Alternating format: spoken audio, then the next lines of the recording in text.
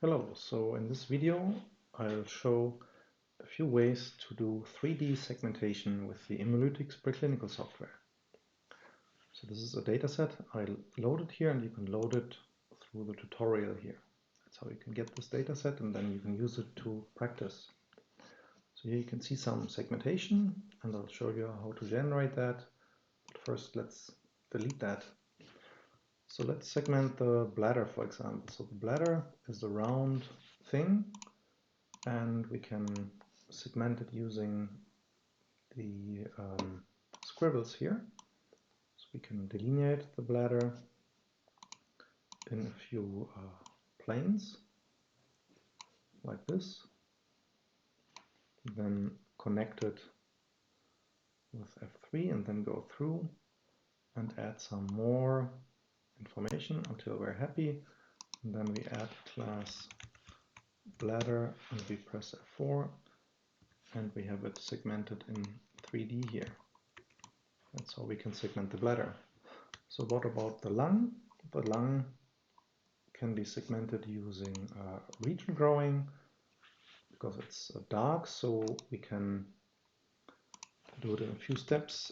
Add a temporary class, then do a thresholding, anything below, for example, 600, so we get all the dark voxels. They are green now, so we have a big cube here, and now we simply fetch the lung from there. Say fill region, you click in there and you get the lung, and then you delete the class, the temp class, and you have the lung. Now you can refine the lung by cutting in 3D, for example. So you can get rid of the trachea, or let's simply segment the trachea. That's even better. So we cut it away from the lung using here the image cleaning tool, this guy. So we can now set the input class to lung, output trachea, and now delineate it in 3D here. And that way now we have the trachea in 3D. You can also just very simply draw in the slice here. If you want to get a piece of the plexiglass here, add a class plexi. Here just set input to unclassified, output to plexiglass, and here then we get a little piece. It's just a slab, a little slice in 3D or in the air here. And those two can be useful for Hounsfield unit calibration of your dataset.